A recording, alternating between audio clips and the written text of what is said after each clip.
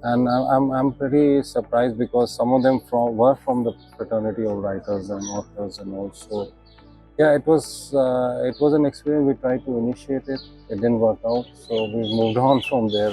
My father um, had tremendous guts to start something like that. I have a lot of respect for them, and I don't even aspire to fill their shoes.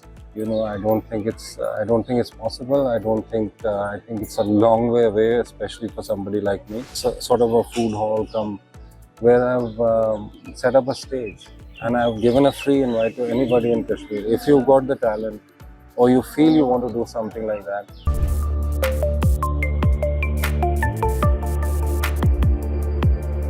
Hello and welcome to Beyond the Headlines. I'm your host Nazir Ganaie.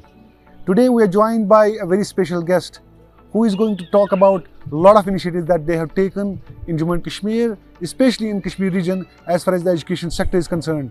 Right now, Delhi Public School is holding a mega event, Bokaro, and we are joined by Vikas Dhar.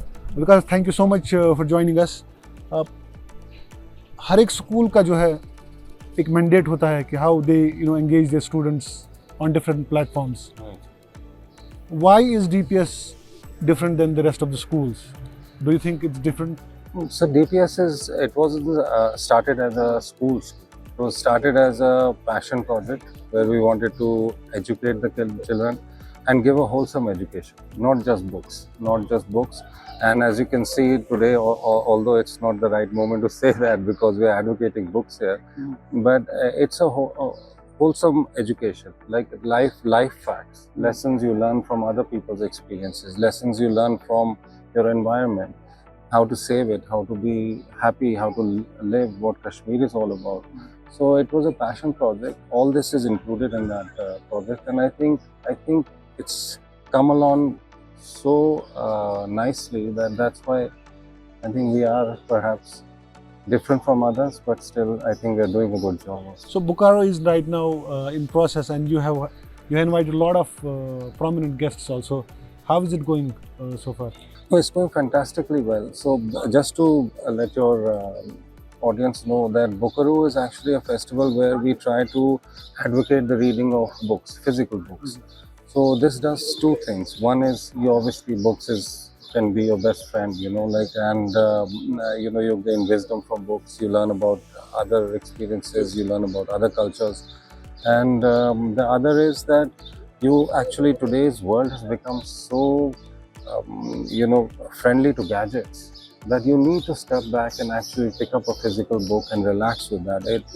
I cannot tell you that I see the difference between children who actually read and children who actually don't read and don't have attention spans are getting lesser.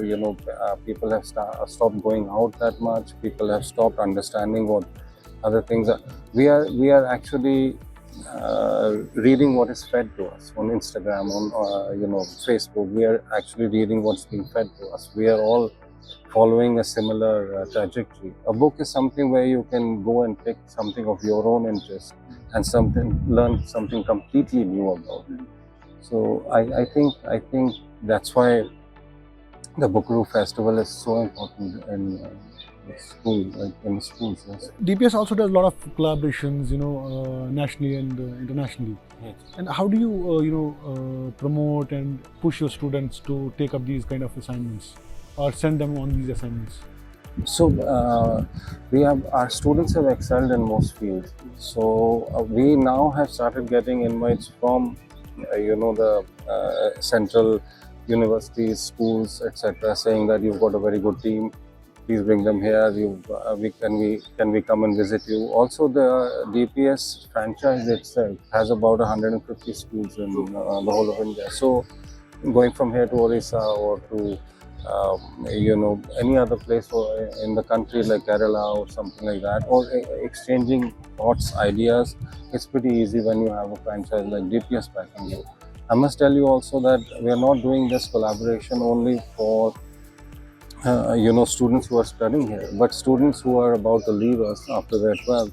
We're doing a lot of collaborations with foreign universities, with Indian universities, where certain seats preferences are given to students from DPS, from Kashmir. So we are doing a lot of those collaborations as well, and with very fruitful results. Every organization has this kind of CSR responsibility. So what is DPS doing in that regard? Do you really want to get into that, where you actually give back to the society, other than the education system? Are you also involved in some other some kind of initiatives? So yes, if you see, we've taken over a village here where we actually go. Our children go there. They work in the villages. They are doing a library now. They're setting up a library in another school. They're also, if you see around you, all our ceilings are solar. We are the first school, perhaps in the country, to be 100% run on solar. So the initiatives are there. We have a waste management system. We have, and the other initiatives that we are doing, which I'm really proud of, which is not CSR based, but is we have a new way of teaching now, where sharing and caring about things is very important. It's not just rote. It's not just 1, 2, 3. It's actually, showing them physically, going to the ground, showing them what anthills are and what insects are and what apples are, and through apples showing them the color yellow, green, red, and it's actually a beautiful thing, and we've started it this year. So very exciting. I'm very excited. Long back, I think in 2008 or 2010, Delhi Public School had taken an initiative of holding a literary festival in its premises, in its campus, which was actually marred by a controversy. Yes.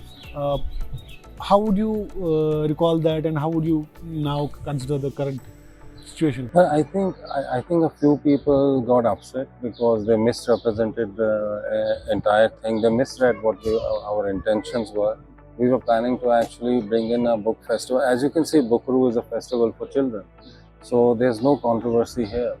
But if you actually look at the effect that's happening, if you talk to our alumni and see the effect that Booku's had in their lives, we were hoping for something like that for people of our age as well, where we are interested in reading books, and something like the Jaipur Literary Festival.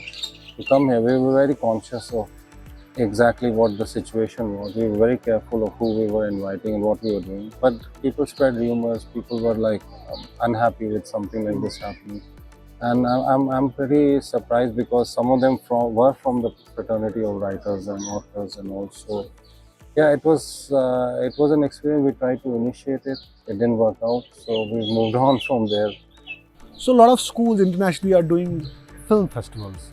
Right. So are you planning to do anything like that, where you can actually invite student filmmakers, and also instill filmmaking, concepts in them? So I'm in talks with a lot of, as you may know, we've got a cinema hall here also, in fact a multiplex. So we're in talk with a lot of Kashmiri young budding filmmakers. As soon as their films are ready, they have the National Censor Certificate. I do want to do a festival where I don't want to do a regular festival, but a festival where you actually have short films, you have people show them, whether they have audiences internationally or not.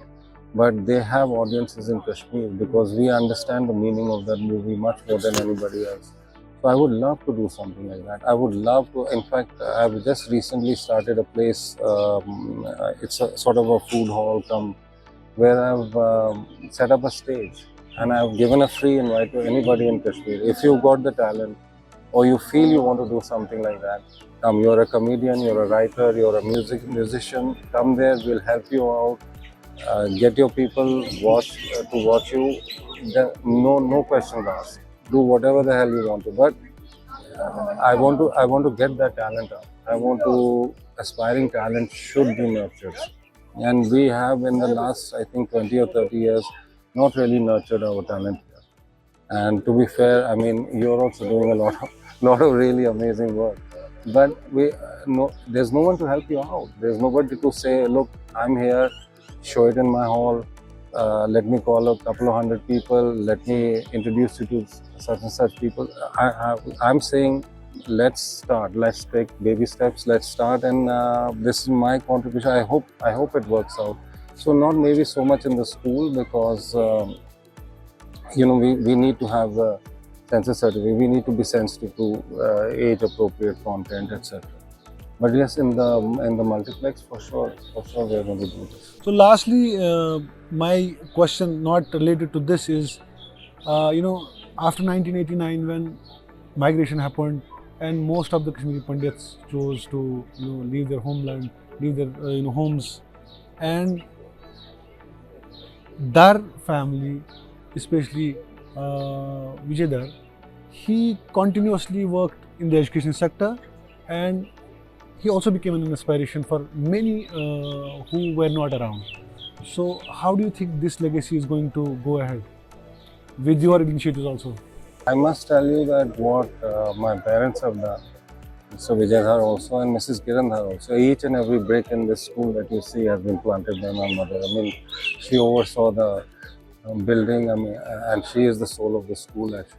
My father had tremendous guts to start something like that. I have a lot of respect for them, and I don't even aspire to fill their shoes.